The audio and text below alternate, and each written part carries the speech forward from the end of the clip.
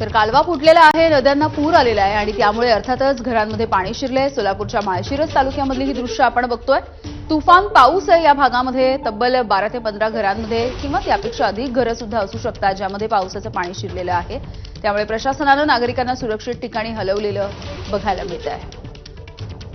एकूणच पावसाचा अलर्ट देण्यात आलाय। या सगळ्या पार्श्वभूमीवरती आता सतर्क राहण्याच्या सूचना सुद्धा दिल्या जात आहेत।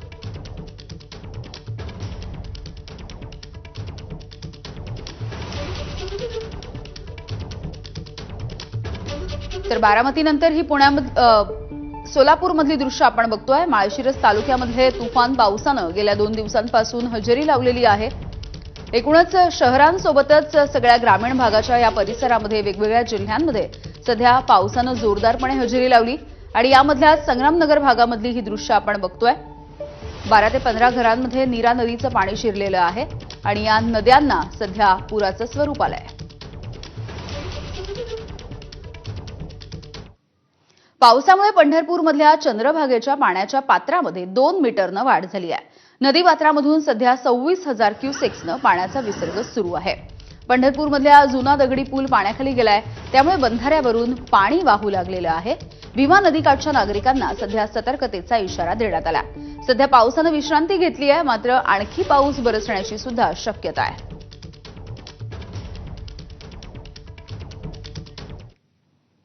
बातमी आहे कोकणामधली। सिंधुदुर्ग जिल्ह्यामध्ये पावसाची संततधार सुरू आहे।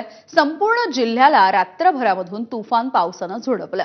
पावसामुळे जिल्ह्यामधील नदी नाले हे दुथडी भरून वाहत आहेत। आज या जिल्ह्याला ऑरेंज अलर्ट देण्यात आलाय।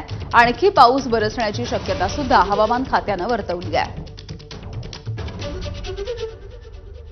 महाराष्ट्रात काल मान्सून दाखल झालेला आहे आणि आज जर सकाळपासूनच पाहिलं असेल तर सिंधुदुर्गात काही ठिकाणी पावसाची संततधार जी आहे ती सुरू आहे, तर काही ठिकाणी मुसळधार पाऊस जो आहे तो देखील आपल्याला पाहायला मिळतोय। मी सध्या वेंगुर्ल्यात आहे आणि या ठिकाणी देखील आता पावसाने सुरुवात केलेली पाहायला मिळते। तर समुद्र जो आहे तो खवळल्या स्थितीतच पाहायला मिळतोय।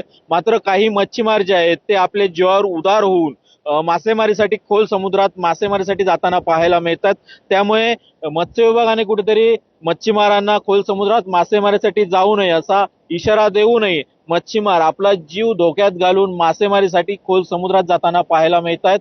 मात्र सध्या जिल्ह्यात मान्सून दाखल झालेला आहे आणि त्यामुळे बळीराजा जो आहे तो सुकावलेला पाहायला मिळतोय। एकंदरीत जर पाहिलं असेल तर मान्सून दाखल झाल्यामुळे जिल्ह्यातील शेतकरी राजाने आपल्या शेतीच्या कामांना देखील सुरुवात केलेली आहे। मात्र यावर्षी मान्सून जो आहे तो वेळेआधी 12 दिवस आधीच सिंधुदुर्गात दाखल झालेला आहे। त्यामुळे महाराष्ट्राची चिंता जी आहे ती आता मिटलेली आहे, कारण महाराष्ट्रात वेळेच्या आधीच मान्सून दाखल झालेला आहे आणि काही तासातच तो संपूर्ण महाराष्ट्र व्यापेल असा अंदाज जो आहे तो हवामान विभागाने दिलेला पाहायला मिळतोय। कॅमेरा पर्सन परेशसह सदाशिव लाड, एबीपी माझा, वेंगुर्ले, सिंधुदुर्ग। मान्सून आधीच दाखल झालेला आहे, मात्र असं असलं तरी सुद्धा शेतकऱ्यांनी पेरणीची घाई करू नये असं आवाहन कृषी विभागानं केलंय। 27 मे पासून मान्सूनच्या प्रवासाची गती कमी होणार असल्यामुळे राज्यामधील हवामान लवकरच मोठे बदल या हवामानामध्ये दिसून येतील।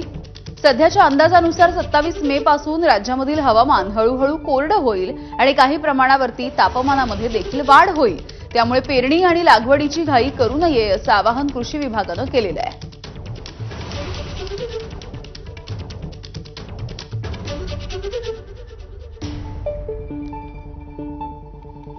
तर काही दिवस आधीच आता मान्सून हा महाराष्ट्रामध्ये दाखल झाला। मात्र बळीराजा एकीकडे सुखावलेला असला तरी सुद्धा शेतकऱ्यांनी पेरणीची घाई करू नये असं आवाहन केलं जात आहे। कृषी विभागानं या संदर्भात आता शेतकऱ्यांना माहिती दिली आहे आणि काही सूचना सुद्धा केलेल्या आहेत।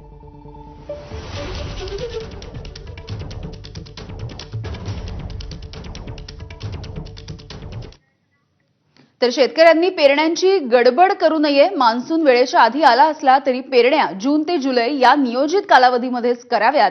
परभणीच्या वसंतराव नाईक मराठवाडा कृषी विद्यापीठाच्या तज्ज्ञांनी शेतकऱ्यांना हे आवाहन केलेलं आहे। अनेक वर्षांच्या नंतर महाराष्ट्रामध्ये मान्सून हा वेळेआधी आलाय आणि महत्वाचं म्हणजे मे मध्येच पावसाचं सर्वत्र धुमशान सुरू आहे। आता या परिस्थितीमध्ये शेतकऱ्यांनी काय करायला हवं, कारण पाऊस सर्वत्र जोरदार बरसतोय। शेतकऱ्यांनी नेमकं काय करायला हवं, पेरणी वेळेत करायला पाहिजे का आधीच करायला पाहिजे, या संदर्भात बोलण्यासाठी आपल्यासोबत परभणीच्या वसंतराव नाईक मराठवाडा कृषी विद्यापीठातील तज्ज्ञ डॉक्टर कैलास डाकोरे सर, काय असणार आहे परिस्थिती आणि आता शेतकऱ्यांनी काय करायला पाहिजे? कारण पाऊस मागच्या आठवडाभरापासून राज्यामध्ये सुरू आहे, जोरदार पाऊस झालेला आहे. सध्याच्या परिस्थितीमध्ये पाहता आपण पाहतोय मागच्या साधारण 10 दिवसामध्ये मराठवाडा असेल, मध्य महाराष्ट्र असेल किंवा पूर्ण महाराष्ट्र असेल, आपल्याला जो पूर्व मोसमी पाऊस होता त्याची चाहूल अगदी यावर्षी म्हणजे बघितलं मागच्या 15-20 वर्षापेक्षा वेगळ्या प्रकारची आहे. आणि आता असं झालेलं की कालच भारतीय हवामान विभागानं डिक्लेअर केले की देवगडमध्ये म्हणजे महाराष्ट्रामध्ये देखील मान्सून दाखल झालेला आहे आणि इथून येणाऱ्या कालावधीमध्ये सुद्धा त्याला मान्सून प्रोग्रेस होण्यासाठी अनुकूल परिस्थिती आहे. आता शेतकरी बांधव विचार करत असेल की बाबा पाऊस पेरणी योग्य झालेला आहे, तर ह्या कालावधीमध्ये बिलकुल आपण पेरणी करायची नाही. जरी मान्सून येणाऱ्या काही कालावधीमध्ये आपल्याकडे येईल तर त्याच्या अनुषंगाने आपल्याला 2-3 गोष्टी एक साधारण कराव्या लागणार आहेत. आपल्याला यावर्षी आपल्याला पाहतोय की साधारण 2 आठवडे झालं आभाळ वातावरण आहे, पाऊस पडतोय कुठं कुठं, तर त्याच्या परिस्थितीमध्ये आपले रानं नीट करायला आपल्याला वेळ भेटलेला नाही पुरेसा. तर आत्ताच्या तर ग्रामीण भागांच्या नंतर आता इतर शहरांमध्ये सुद्धा तुफान पाऊस बरसताना दिसतोय. मुंबईमध्ये रात्रभर तुफान पाऊस झालाय, तर संततधार पावसाने आज मुंबईकरांची पहाट झाली. वडाळा परिसरामध्ये काही काळ पावसाचं पाणी साचून राहिलं होतं, मात्र सध्या इतर कुठेही पाणी साचल्याची माहिती मिळत नाहीये. मुंबई शहरासह पूर्व आणि पश्चिम उपनगरामध्ये सुद्धा पावसाची रिपरिप सुरू आहे. अजय माने सध्या आपल्याला या पावसाचे अपडेट्स देत आहेत. अजय, नेमके आता तुम्ही कुठे आहात आणि तिथली पावसाची स्थिती? यामिनी, मी सध्या मुंबईच्या पूर्व उपनगरातील किंग सर्कल म्हणजे सायन या परिसरात आहे. खरं तर आपण जर पाहिलं तर प्रत्येक वेळी ज्यावेळी पाऊस होतो त्यावेळी हा सकल भाग असल्यामुळे जो आहे तो या ठिकाणी पाणी भरलं जातं, पण अद्याप अशी कुठलीही घटना जी आहे ती घडलेली नाही. म्हणजे रात्रीपासूनच संततधार पाऊस जो आहे तो मुंबईत सुरू आहे. आज सकाळ जी आहे ती पहाट जी आहे ती मुंबईकरांची पावसाने झालेली आहे, पण अद्याप यंदा मुंबईची अजून तरी तुंबई झालेली नाही. आपण जर पाहिलं तर आकाश म्हणजे ढग जे आहे ते आजही काळे, जो एकंदरीत अंधार जो आहे तो रस्त्यावर आहे. 7:30 वाजून गेलेले त्यावेळेस सकाळ झालेली असते, पण अंधार आहे. आणि त्या पार्श्वभूमीवर जर पाहिलं तर मुंबईच्या रस्त्यांवरची गर्दी सुद्धा जी आहे ती कमी पाहायला मिळते. यात सगळ्यात महत्त्वाची बाब म्हणजे की हा मेन रोड आहे, रस्त्याची कामे मुंबईत सुरू होते आणि त्या पार्श्वभूमीवर आपण जर पाहिले तर त्या प्रमाणात आज वाहनं जी आहेत तीही रस्त्यावर जी आहे ती कमी असलेली पाहायला मिळते. रेल्वे जी आहे ती 5 ते 10 मिनिटांनी विलंबाने धावत आहे. मध्य रेल्वे जी आहे ती 5 ते 10 मिनिटांनी विलंबाने धावत आहे.